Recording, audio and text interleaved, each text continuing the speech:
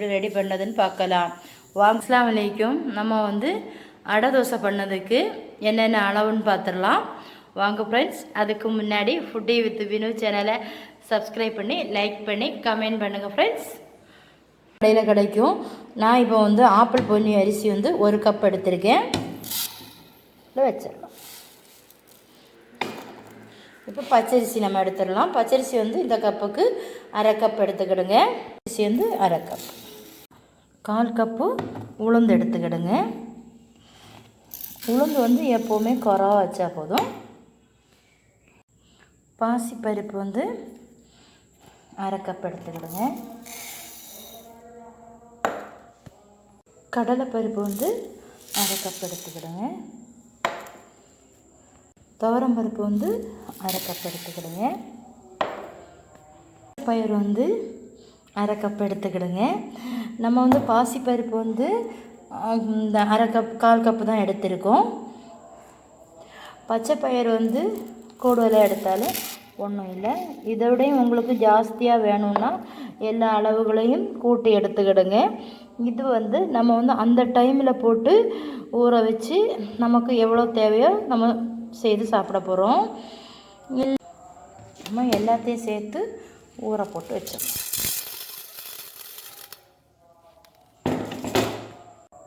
நாலஞ்சு வாட்டி நான் வந்து தண்ணியில் நல்லா கழுவி எடுத்துக்கிட்டேன்.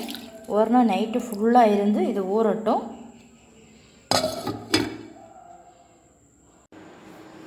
ஒரு நாள் நைட்டு ஃபுல்லாக ஊற வச்சு எடுத்துருக்கேன். இப்போ நம்ம இந்த தண்ணியை நல்லா அலசி வெளியே விட்டுடலாம்.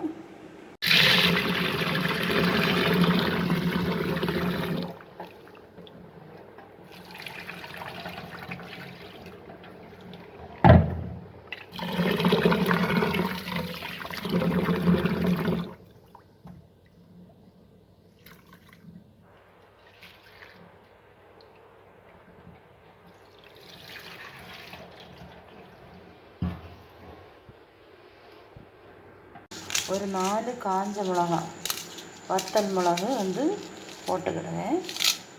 ஒரு 10 நிமிஷம் ஊறட்டும். அது கூட 1/2 ஸ்பூன் வந்து சோம்பு.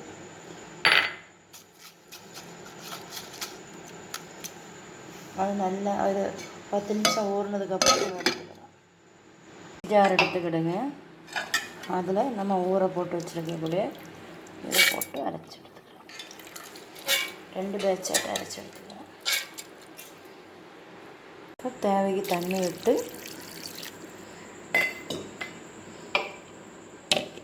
மூடி போட்டு அரைச்சி எடுத்துக்கலாம். நல்ல பேஸ்ட்டாக வந்து அரைக்கக்கூடாது. கொஞ்சம் கொரகொரப்பாக இந்த மாதிரி அரைச்சி எடுத்துக்கிடுங்க.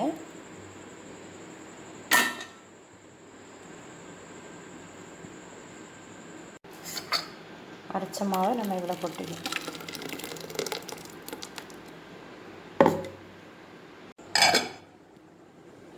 நம்ம வந்து இந்த தோசை மாவு கரைச்சி வச்சுருக்கோம்ல, அது கூட வந்து ஒரு வெங்காயம் நான் வந்து கட் பண்ணி வச்சுருக்கேன் சாப்பரில்.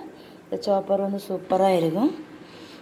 அதுக்கப்புறம் வந்து அது கூட ஒரு 1/4 டீஸ்பூன் வந்து தூள் போட்டுக்கிடலாம். சால்ட்டு போட்டுடலாம்.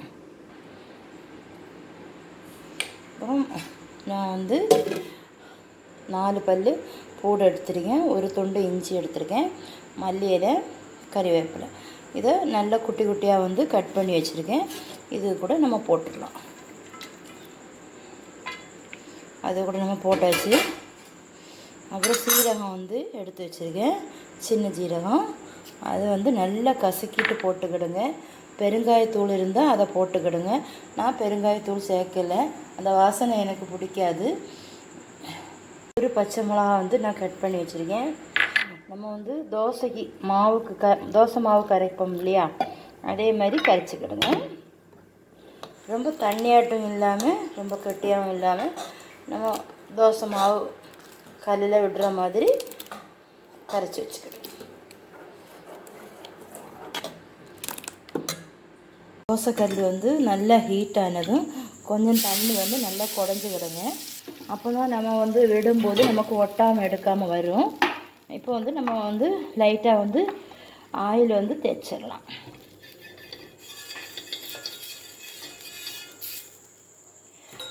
அப்போ வந்து மாவு வந்து நம்ம கரைச்சி வச்சுருக்கோம் இல்லையா, ஒரு கரண்டி மாவு எடுத்து லைட்டாக வந்து நம்ம சுற்றி விட்டுக்கிடலாம். நம்ம வந்து மெலிசாக வந்து போட்டுக்கலாம்.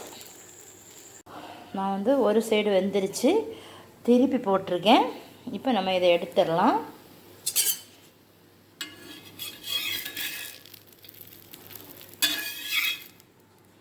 ஒரு பிளேட்டில் வச்சிடலாம். ஹெல்த்தியான அடை தோசை ரெடி ஆகிடுச்சு.